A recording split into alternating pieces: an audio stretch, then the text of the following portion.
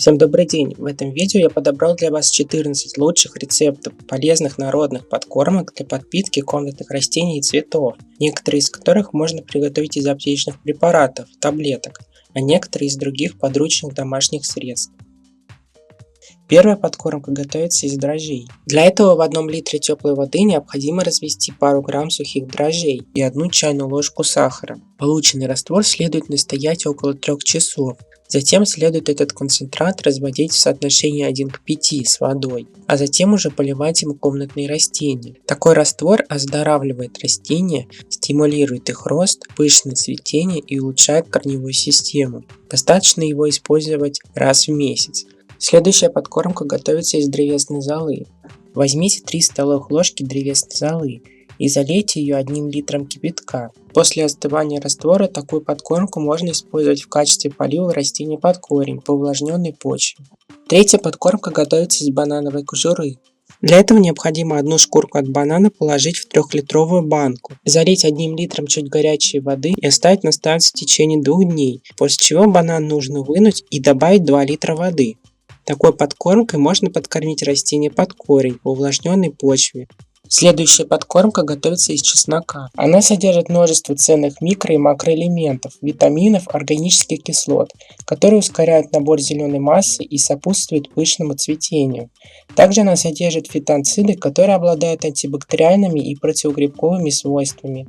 3 дольки чеснока среднего размера измельчаю и помещаю в литровую банку. Заливаю доверху чуть горячей водой. Смесь настаиваю сутки, после чего раствор процеживаю и развожу 1 к 3 с водой и поливаю таким раствором комнатные растения. Такую подкормку достаточно носить раз в 2-3 недели в период вегетативного роста растений.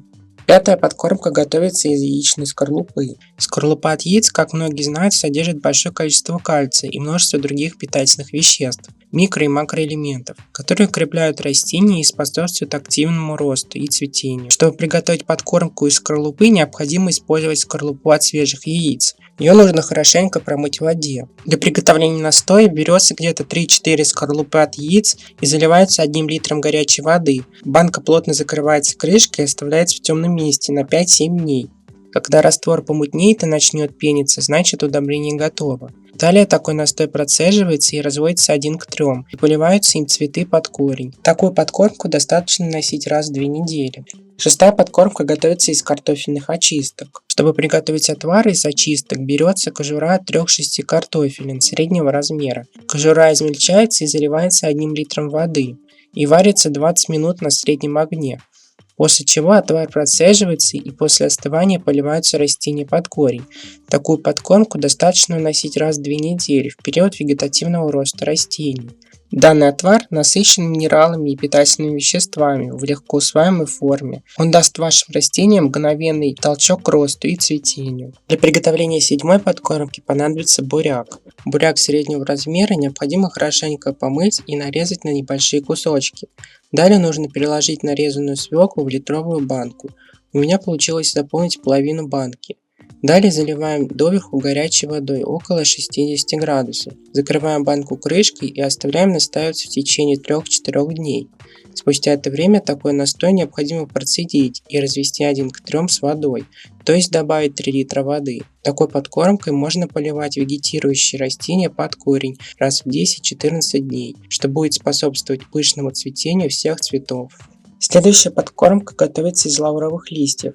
Также она является антисептической, защищающей растения от различных болезней. Она будет особенно полезна тем растениям, которые начали заболевать и потеряли декоративный вид. Необходимо взять 3-4 лавровых листа и залить 1 литром горячей воды около 60-70 градусов. Затем необходимо настоять раствор около 3-4 часов, после чего его можно использовать в качестве опрыскивания по листу, а также полива цветов под корень.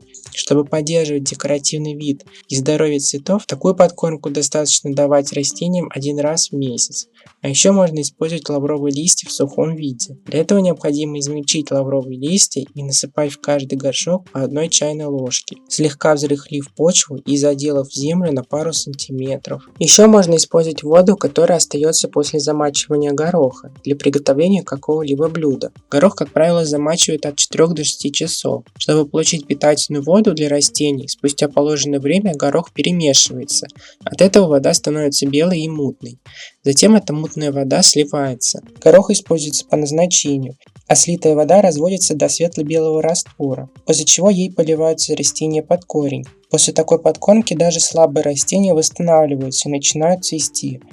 Следующая подкормка укрепит любое растение, повысит его иммунитет, простимулирует рост и пышное продолжительное цветение. Готовится подкормка из спирулины. Спирулина – это зеленая водоросль, которая на растение оказывает крайне положительное действие, благодаря тому, что она содержит множество витаминов, аминокислот и множество макро- и микроэлементов, например, таких как калий, фосфор, железо, магний, цинк и другие. Спирулина будет полезна особенно ослабшим и больным растениям, которые пересаживаются, и тем, которые не хотят цвести. Спирулину можно найти в аптеках в виде таблеток.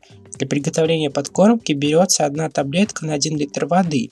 После растворения таблетки в воде выжидается 30 минут. И таким раствором впрыскиваются комнатные растения по листу, а также поливаются под корень. Такую подкормку можно вносить раз в 10-14 дней в период вегетативного роста. Следующую азотную подкормку для набора зеленой массы и при пожелтении листьев можно приготовить, используя аммиак из аптеки. Для этого 1 чайную ложку необходимо развести в 1 литре воды и сразу же полить растение под корень по увлажненной земле или опрыскать по листу. Помимо этого, такая подкормка отпугивает также вредителей. Следующее удобрение готовится из аптечных таблеток янтарной кислоты. Такое удобрение восстанавливает слабые растения, стимулирует рост и их пышное цветение. Для приготовления раствора необходимо 2 таблетки развести в 1 литре теплой воды. Таким раствором можно поливать растения под корень по увлажненной земле, а также обрабатывать по листу.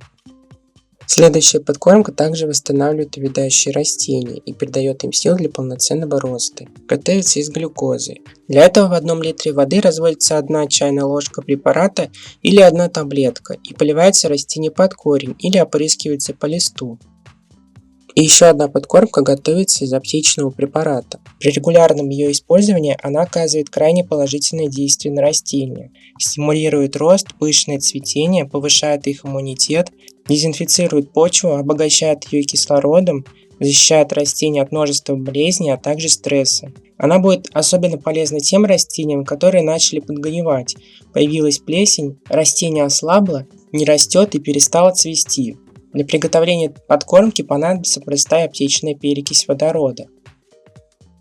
На 1 литр отстойной воды необходимо развести 1 столовую ложку пероксида.